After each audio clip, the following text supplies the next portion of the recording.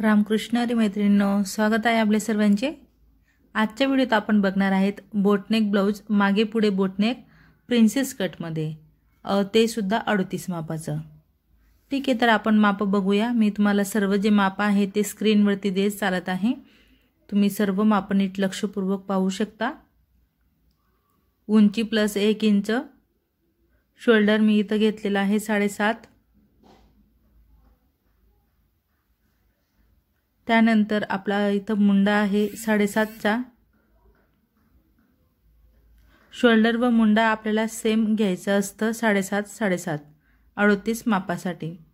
आता इथं आपण छातीचे माप टाकणार आहेत। छातीचा चौथा प्लस 2 इंच।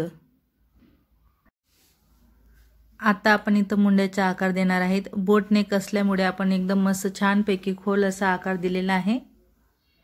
इथं आपण आता शोल्डर आणि गळा रुंदीची मार्किंग करणार आहेत। गळा रुंदी आपण बोटनेक साठी 4 इंच घेणार आहेत आणि गळा उंचीला आपण 4 इंच घेणार आहेत, कारण बोटनेक आहे। मागे व पुढे कॉर्नर मधून मी 1.5 इंचावर पॉइंट लावत छानपैकी असा बोटनेकचा आकार दिलेला आहे आणि इकडे 1.5 इंच आपण उतार दिलेला आहे। 1.5 इंचावरती आपल्याला उतार द्यायचा असतो बोटनेक मध्ये। ठीक आहे, आपलं बॅक पार्ट झाल्यानंतर आपण फ्रंट पार्ट करणार आहेत। त्यासाठी बघा मी एक सरळ लाईन मार्किंग करून 7.5 वरती पॉइंट देत आता काठाची जी बाजू आहे ती सुद्धा मी सरळ केली। इथं मात्र आपण बॅक पार्टहून अर्धा इंच उंचीला जास्त घेतलेला आहे।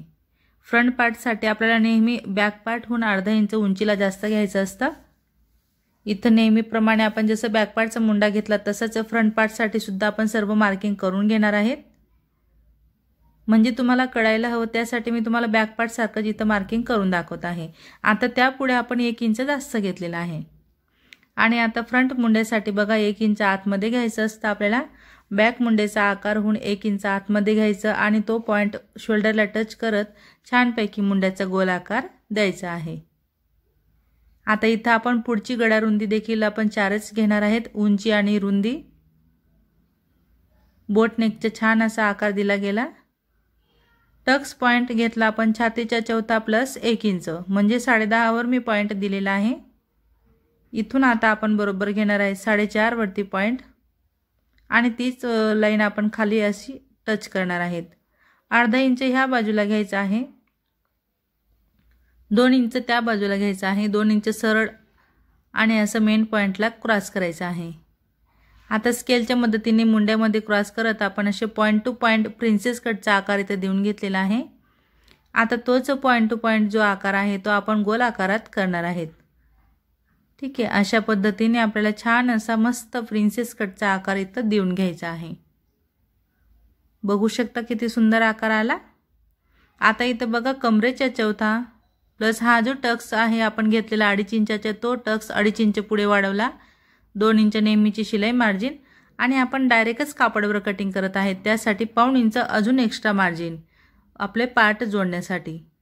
ठीक आहे, बघू शकता बॅक पार्टहून फ्रंट पार्टमध्ये किती बदल करावे लागतात आणि आपलं केवढं कापड आपल्याला जास्तीचं लागत असतं। आता हे अर्धा इंच उंचीला वाढवलेलं आपण ते टक्ससाठी क्रॉस केलेला आहे। आता मार्किंग केल्याप्रमाणे मी जे आहे ते संपूर्ण बॅक पार्ट आणि फ्रंट पार्ट कटिंग करून घेणार आहे। फ्रंट पार्टला बघा इथं आपला मुंड्याचा जो उतार आहे शोल्डरचा तो राहिला होता तो आपण दिला आहे, तसंच आता आपण इथं कटिंग करणार आहेत। कट कशा प्रकारे करायचं, मी कुठून कसं कट करून घेत आहे नीट लक्षपूर्वक बघा। माझे एकच कस्टमरचे 2 ब्लाउज आहेत आणि दोनही मला सारखेच शिवून द्यायचे आहेत बोटनेकमध्ये, तर मी अस्तर खाली अस्तर ठेवून घेतलेला आहे आणि एकाच टाइमला माझी इथं दोन्ही ब्लाउजांची मी कटिंग करून घेत आहे। आता स्लीव्स कटिंग आहे आपली राहिलेली, तर घडी आपली बसत नाहीये म्हणून मी अशी अर्धवट घडी घातलेली आहे की जेणेकरून आपल्याला एकाच बाजूला जोड द्यावा लागेल। त्यासाठी उंची प्लस 1 इंच घ्यायचं असतं। 10.5 ची उंची होती, 11.5 आपण घेतलेला आहे। 4 वरती उतार दिला आपण आणि 2 इंच सरळ घेत आपण हा जो पॉइंट आहे तो उंचीच्या पॉइंटला अटॅच करायचा आहे। खाली दंड घ्यायचा नेहमी प्लस 2 इंच। नेहमीप्रमाणे आपण एल्बो स्लीवची जी मार्किंग आहे ती करणार आहेत। मात्र इथं मी काय करणार आहे, जो खोल शेप आहे आपला मुंड्याचा फिश कटचा आकार तो मी इथं कट करणार नाहीये, कारण आपल्याला इथं जोड द्यायचा आहे। आपली बघा बाही अपूर्ण आपल्याला पडलेली आहे, म्हणजे कापड आपल्याला अपूर्ण पडला, तर आपण इथं जोड देणार आहेत। त्यासाठी मी फक्त वरचा जो आकार आहे तोच इथं कट केलेला आहे।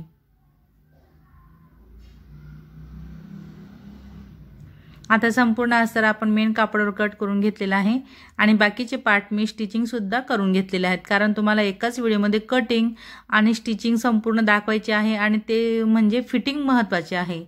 ठीक आहे, हा जोड मी अशा प्रकारे स्लीवला देऊन घेतलेला आहे। बॅक पार्ट देखील मी सिंपल असा आपला बोटनेक होता तो मी स्टिचिंग करून घेतला अल्टर करून। बॅक पार्ट, स्लीव्ज आणि साइड पॅटर्नला आपण स्टिचिंग केलेली आहे। आता आपलं हे पुढचं फ्रंट पार्ट आहे, याला आपण गळा काय करणार आहेत, अल्टर करणार आहेत। आपलं जे ब्लाउज पीस आहे ते सुद्धा कॉटनचं आहे आणि त्याला अस्तर सुद्धा आपण कॉटनचंच लावून घेतलेलं आहे। तर खूप सुंदर अशी फिनिशिंग आपल्या ह्या ब्लाउजला येणार आहे, एकदम छान अशी। तर मी अल्टरचाच गळा इथं करून घेतलेला आहे। फक्त गळ्यावर टिप टाकत आपण त्याला फोल्ड करून घेतलेला आहे आणि आपण तिथे एक टिप टाकलेली आहे। संपूर्ण अस्तर आपण आता अटॅच करणार आणि एक्स्ट्राचा जो कापड आहे तो आपण कट करून घेणार। तर सेम पद्धतीने मी हे फ्रंट पार्टचे जे दोन्ही पार्ट आहेत ते सारखेच मी इथं तयार करून घेणार आहे। हे बघा, अशा पद्धतीने आपले पार्ट तयार झाले। आता आपले हे साइड पॅटर्न आपण त्यांना असे लावून घेणार आहेत।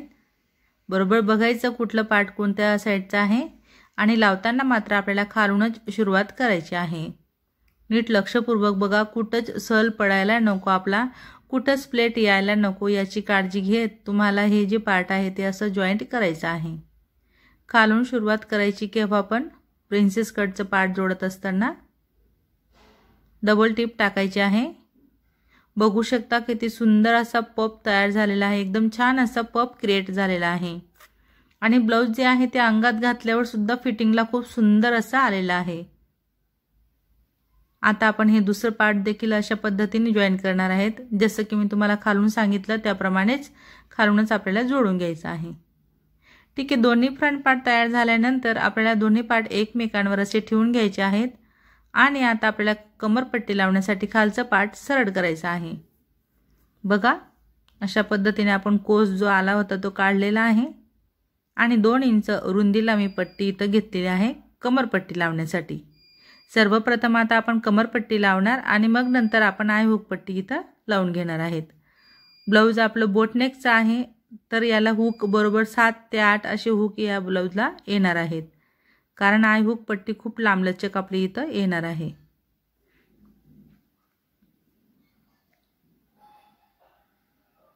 बघा किती सुंदर फिनिशिंग मध्ये आपली कमरपट्टी लावली गेलेली आहे।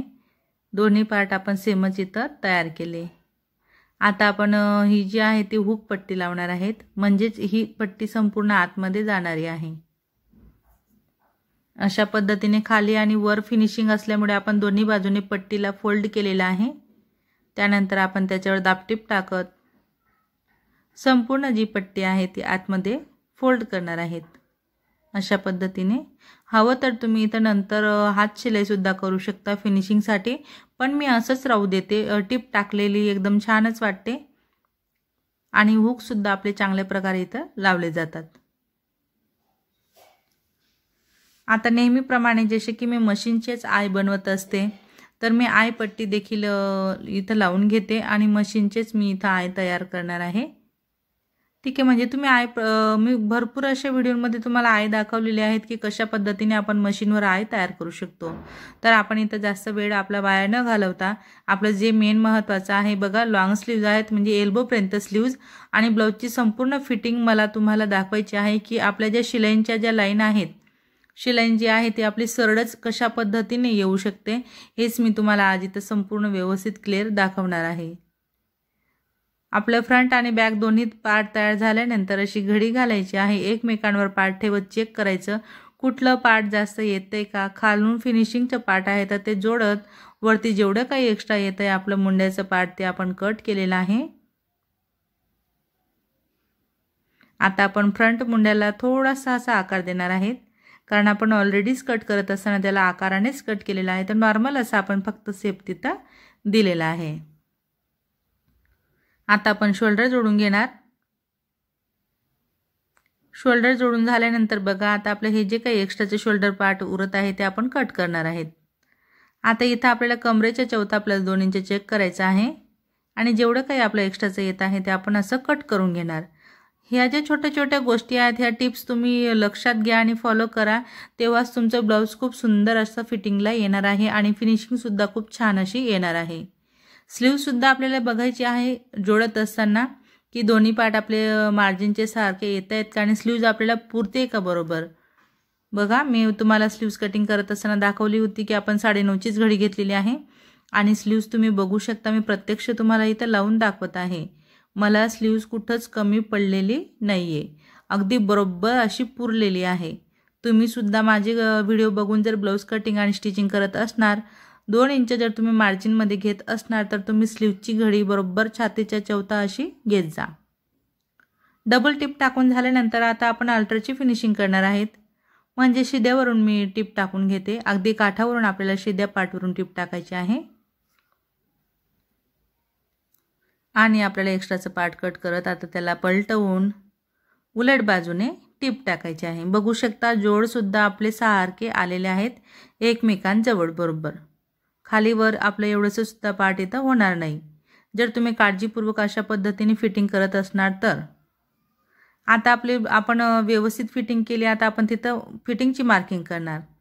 वाढीव पट्टी सोडत आपलं कंबर किती आहे 32 पर्यंत मी मोजून घेतलेला आहे आणि पॉइंट लावत आपण आता पुढे किती एक्स्ट्रा येतं इथं 6 इंच, म्हणजे 6 इंच आपला कापड इथं जास्त भरतोय तर 6च्या निम्मे 3 आणि 3च्या निम्मे 1.5, तर 1.5 इंचावर मी ह्या बाजूला पॉइंट लावणार आहे, म्हणजे 1.5 इंच वरचं आणि 1.5 इंच खालचं बरोबर झालं 3 इंच।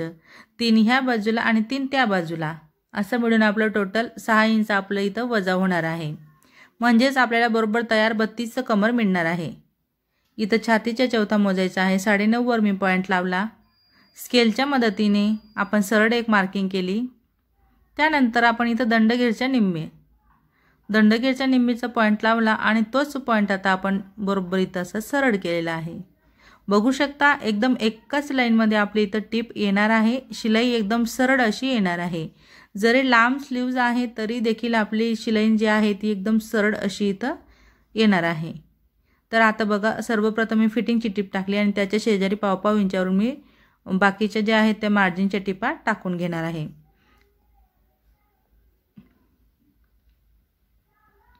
जर तुम्ही सुद्धा अशा पद्धतीने ब्लाऊजची फिटिंग करत असणार अगदी स्टेप बाय स्टेप, खरं खास मी नवीन शिकणाऱ्या मैत्रिणींसाठी हा जो व्हिडिओ आहे तो संपूर्ण तुम्हाला दाखवलेला आहे।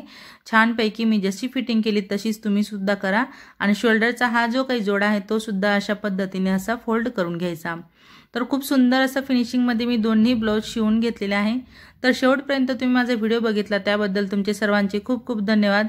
असेच माझे व्हिडिओ बघत चला व मला सपोर्ट करा। व्हिडिओ आवडला असेल, थोडासा जरी फायदेशीर वाटला असेल तर लाईक करा, शेअर करा, कमेंट करा। तसं चॅनलवर नवीन असणार तर चॅनलला सबस्क्राईब करा, सोबत बेल आयकॉन क्लिक करून ऑल वर सेट करा रोजचे असे छान छान व्हिडिओ पाहण्यासाठी।